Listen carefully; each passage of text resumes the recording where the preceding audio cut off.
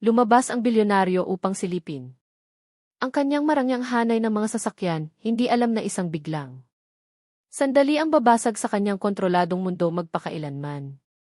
Nakatayo ang seguridad sa paligid, makinang ang mga makina, kumikislap ang mga kamera, tagumpay na nakapaligid sa kanya na parang hindi matitinag na kalasag. Bago tayo magsimula, ibahagi sa mga komento ang oras at kung saan kayo nanonood ngayon. Ngayon hayaang unfold ang kwento. Isang biglang hila sa kanyang manggas ang tumulak sa kanya sa gilid. Ang agarang kapit na iyon ay nagpatigil sa bawat tibok ng kanyang dibdib. Napalingon siya sa gulat, inis ang unang umangat.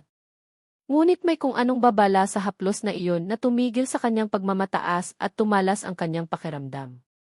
5 segundo ang lumipas, isang malakas na pagsabog ang bumasag sa unahang sasakyan. Bakal na nagbaluktot sa lugar kung saan siya nakatayo, ilang sandali lang ang nakaraan. Umakyat ang apoy, bumagsak ang bubog sa marmol na sahig, at ang kaayusan ay bumagsak sa kaguluhan sa ilalim ng umaatungan na sirena at takot. Nanatili siyang nakatigil sa gitna ng kaguluhan, dama na ang kanyang kaligtasan ay hindi basta swerte, kundi babalang ibinigay ng may nakakatakot na katumpakan. Umiiyak ang mga sirena sa paligid. Ngunit ang kanyang tingin ay nakapako sa eksaktong lugar, kung saan halos kinuha ng kapalaran ang kanyang buhay magpakailanman. Mabilis na sumugod ang seguridad upang protektahan siya, ngunit isang mas malalim na pagkaunawa ang nabuo. May isang tao na nakakaalam ng panganib bago pa ito dumating. Malakas ang tibok ng kanyang pulso, hindi lang dahil sa takot, kundi sa nakakakilabot na katiyakan na ang kaligtasan ay may nakatagong kahulugan. Habang nilalamon ng usok ang wasak na tanawin, naunawaan niyang ang sandaling ito ay hindi katapusan, kundi simula ng katotohanang ilalantad. Mabilis na isinara ng mga investigador ang garahe, ngunit ang katahimikan sa paligid ay mas mabigat kaysa sa pagkawasak na naiwan. Sunod-sunod ang mga ulat, ngunit wala ni isa ang nakapagpaliwanag kung bakit siya nakalipat ilang segundo bago agawin ng kamatayan ang eksaktong puwang na iyon. Paulit-ulit niyang pinanood ang footage, naghahanap ng senyas, galaw, anumang makapagbibigay ng lohikal na dahilan sa kanyang kaligtasan. Ngunit nanatiling malabo ang sandali, tinabunan ng kaguluhan, iniwan lamang ang nakakabagabag na pakiramdam ng hindi nakikitang panghihimaso. Sa unang pagkakataon sa loob ng maraming taon, nang hina ang kanyang katiyakan, napalitan ng kamalayang sapat upang guluhin ang kanyang katahimikan.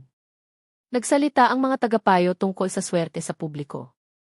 Ngunit sa loob niya, tinanggihan niya ang sansa, dama ang intensyon na nakatago sa likod ng biglang karahasan. Inutusan niya ang isang tahimik na internal review, hindi upang magtalaga ng sisi, kundi upang hukayin ang katotohanang nakabaon sa ilalim ng komportableng rutina. Ang mga sistemang dati niyang lubos na pinagkatiwalaan ay biglang naging marupok, walang kakayahang hulaan ang panganib na hinubog ng may katumpakan. Mabigat na lumapat sa kanya ang pagkaunawa. May hangganan ang kapangyarihan na hindi niya kailanman kinilala noon. Muli siyang naglakad sa tabi ng baluktot na bakal, naunawaan na ang kaligtasan ay dumating hindi bilang tagumpay, kundi bilang pananagutan. Dumami ang mga tanong ng tahimik, bawat isa ay nagtuturo sa mga desisyong ginawa matagal bago sumabog ang sandaling iyon.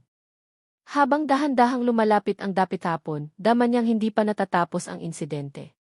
Nagsisimula pa lamang itong magbunyag ng kahulugan. Napalitan ng kamalayan ang otoridad, mas matalas kaysa sa nakikitang proteksyon.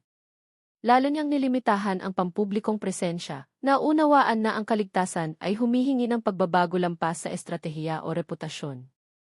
Hating gabi na nang suriin niya ang mga personal na tala, hinahanap ang mga nakalimutang koneksyon na nakabaon sa tagumpay. Habang mas lumalalim ang paghahanap, mas luminaw ang isang katotohanan. May isang taong nais siyang manatiling buhay, para sa isang dahilan. Ang pagkaunawang ito ay lubos na gumulo sa kanya. Hindi na aksidente ang kaligtasan, kundi bahagi ng isang disenyo na unti-unting lumilitaw. Sa wakas, ipinakita ng kontrol ang kanyang kahinaan. Natunaw ang katiyakan sa ilalim ng kamalayang hindi na niya kayang itanggi. Habang dahan-dahang sumisikat ang bukang liwayway, daman niyang ang susunod na pagbubunyag ay hahamon sa lahat ng kanyang pinaniwalaan. Isang kumpidensyal na ulat ang dumating sa madaling araw. Ibinunyag na ang pag-atake ay nakasalalay sa impormasyon mula mismo sa loob ng kanyang operasyon. Mas malalim kaysa sa takot ang dulot ng pagtataksil, pinilit siyang tanungin ang katapatan na minsang tiniyak ng kapangyarihan at impluensya.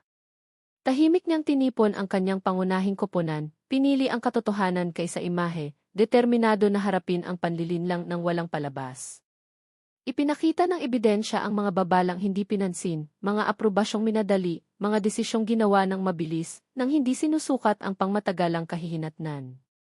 Tahimik niyang tinanggap ang pananagutan, naunawaang ang kontrol na walang kamalayan ay nag-aanyaya ng mga panganib na walang sistemang kayang pigilan. Muling bumalik ang alaala ng sandaling nagligtas sa kanyang buhay, binago ang takot tungo sa pagbabantay na hinubog ng layunin. Agad siyang nagpatupad ng mga reforma, inuuna ang tao bago ang kita, ang pagiging bukas bago ang kaginhawaan, ang pag-iingat bago ang bilis. Ramdam ng mga nasa paligid ang pagbabago, otoridad na napalitan ng paniniwalang nakaugat sa moral na bigat ng kaligtasan. Muli siyang naglakad sa wasak na lugar, hindi na nakikita ang pagkawala, kundi isang punto ng pagbabago na humihingi ng aksyon. Ang kapangyarihan ngayon ay nangangahulugang pananagutan sa mga kahihinat ng dati pinaniwalaan niyang kayang itago ng ligtas sa distansya. Sa unang pagkakataon, daman niyang hindi kontrol ang gumagabay sa kanya, kundi pananagutan na nagising sa bingit ng pagkawasa. Tahimik na lumubog ang gabi, daman niyang ang huling katotohanan sa likod ng kaligtasan ay dahan-dahang lumalapit sa kanya. Isang tahimik na mensahe ang dumating ng walang kilalang nagpadala, nagbabala na ang panganib ay sumusunod sa mga pattern na hindi niya kailanman tinanong noon. Maingat niyang pinag-aralan ang impormasyon, naunawa ang rutina mismo ang naglantad sa kanya sa tiyak at kalkuladong pag-atake. Walang hinihingi, walang banta ang babala, tanging kagyat na panawagan na baguhin ang mga nakasanayang galaw. Isang kakaibang katahimikan ang lumitaw, na para bang ang kaligtasan ay nangangailangan ng pakikinig kaysa sa pag-utos ng kontrol. Muli, pinalawak ng seguridad ang proteksyon. Ngunit daman niyang ang tunay na kaligtasan ay nakasalalay sa pagbabagong nakaugat sa mga desisyon mismo. Tahimik niyang sinuri ang mga taon ng estratehiya, kinikilala na madalas napapalitan ng bilis ang kamalayan sa mahahalagang sandali. Hindi na maitatanggi ang pattern. Ang tagumpay ay lumikha ng mga bulag na sulok na sapat upang papalapitin ang mga hindi nakikitang banta. Mahigpit niyang kinausap ang kanyang liderato, idineklara, nagsisimula ang pananagutan kung saan nagtatapos ang katiyakan ng walang tanong. Ramdam ng mga naroroon ang bigat sa kanyang tinig, otoridad na hindi na malayo, kundi hinubog ng personal na paggising. Naglakad siya sa loob ng kanyang estate sa gabi, nakikita ang mga pamilyar na espasyo na may bagong kahinaan at kaliwanagan. Ang kaligtasan ngayon ay tila mensaheng mailayunin, hindi tagumpay na ibinigay ng walang inaasahan. Habang dahan-dahang sumisikat ang bukang liwayway, alam niyang ang huling pagbubunyag ang magtatakda ng direksyon ng lahat ng darating. Sa madaling araw, isang selyadong ulat ang nagkumpirma na ang pag-atake ay naoras gamit ang internal routine data na sinadyang ibinahagi. Mabigat na lumapat ang katotohanan sa kanya. Ang panganib ay hindi lumago sa labas, kundi sa loob ng mga pinagkakatiwalaang bilog. Tahimik niyang tinanggap ang pagbubunyag, naunawaang ang pagtataksil ay madalas nagtatago sa likod ng pamilyar na kooperasyon at kaayusan. Ngunit nanatiling hindi maipaliwanag ang naunang babala, isang proteksyong kumilos ng walang pagkakakilanlan o pagkilala. Naunawaan niyang ang kaligtasan ay dumating sa pamamagitan ng kamalayang pinili ng iba, habang siya'y nanatiling walang alam. Nakatayo sa harap ng kanyang koponan, kalmado siyang nagsalita, idineklara na ang pagbabago ay dapat magsimula kung saan iniiwasan noon ang pananagutan. Nagbago ang mga pulisiya tungo sa proteksyon at katarungan. Ang mga desisyon ay sinusukat na ngayon sa epekto, hindi sa bilis o bentahe. Nasaksihan ng mga nasa paligid ang pagbabago, hindi biglaan kundi dahan-dahan, hinubog ng pagtanggap sa moral na tungkulin.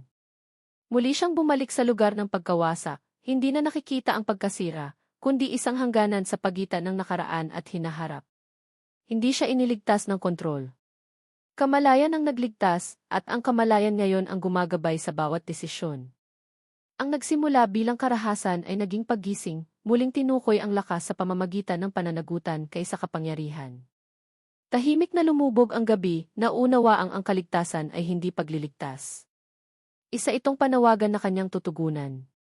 Maaaring matapos ang sandaling ito, ngunit ang mensahe nito ay nagpapatuloy.